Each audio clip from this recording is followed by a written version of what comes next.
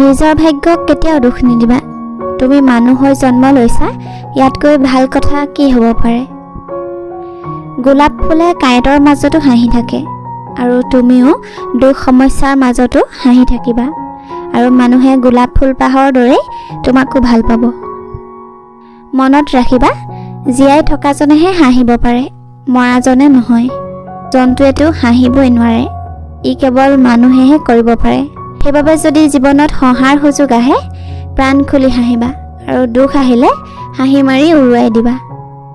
ল'ৰা ছোৱালীৰ লগত সময় দুগুণ খৰচ কৰা, আৰু পইচা আধা গুণ।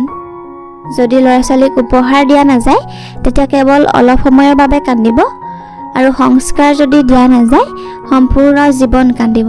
দেউতাকৰ দ্বাৰা শাস্তি দিয়া সন্তান, গুৰুৰ দ্বাৰা শাস্তি দিয়া শিষ্য, আৰু সোণাৰীৰ দ্বাৰা পিতা সোণ, এই সকলোবোৰ শেষত অলংকাৰেই হৈ পৰে। যিমান ডাঙৰ মানুহ নোহোৱা কিয়, সদায় বিনম্ৰ হৈয়ে ৰবা। বিচাৰধাৰা এনেকুৱা ৰাখা যাতে তোমাৰ বিচাৰৰ ওপৰতো কোনোবাই বিচাৰ কৰিবলগীয়া হয়। মা দেউতাৰ ঋণ আমি কেতিয়াও পৰিশোধ কৰিব নোৱাৰোঁ। সমস্যাৰ মাজতো ৰাস্তা উলিওৱা। সময় লাগিলে যেনেকুৱাই নহওক, তেওঁ আমাক চম্ভালি লয়, আৰু তেওঁৱেই হৈছে মা। দেউতাৰ উপস্থিতি সূৰুজৰ দৰে। সূৰুজ গৰম হ'ব পাৰে, কিন্তু ই নহ'লে অন্ধকাৰ হৈ পৰে।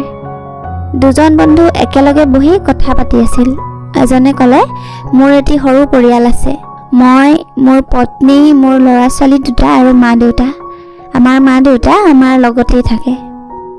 দ্বিতীয়জনে ক'লে, মোৰো এটি সৰু পৰিয়াল আছে। মই, মোৰ পত্নী, ল'ৰা ছোৱালী দুটা আৰু মা দেউতা। আমি আমাৰ মা দেউতাৰ লগত থাকোঁ। দুয়োটা বাক্যৰ অৰ্থ একেই, কিন্তু তাৰ ভাৱাৰ্থ বহুত বেলেগ। মা দেউতাৰ ঋণ আমি কেতিয়াও পৰিশোধ কৰিব নোৱাৰোঁ। কেতিয়াও নক'বা আমাৰ মা দেউতা আমাৰ লগত আছে।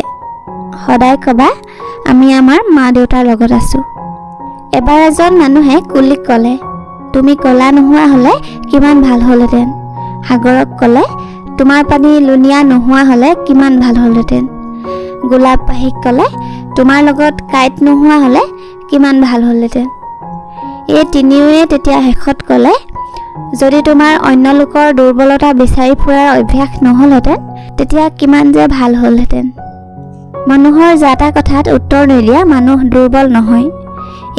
সেইসকল বুদ্ধিমান মানুহ, যিয়ে বোকালৈ পাথৰ নদলিয়ায়।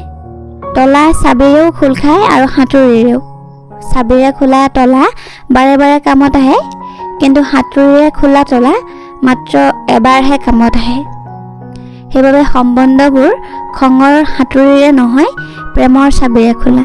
কিমান ধুনীয়া শব্দ প্ৰণাম, কিমান ভাৱনা লুকাই আছে। প্ৰণাম এক প্ৰেম হয়, প্ৰণাম এক অনুশাসন হয়। প্ৰণামে আদৰ শিকায়, প্ৰণামে মূৰ দোৱাবলৈ শিকায়। প্ৰণামে খং দমাই, প্ৰণামে অহংকাৰ শেষ কৰে। আপোনালোকক সকলোকে মোৰ সাদৰৰ প্ৰণাম।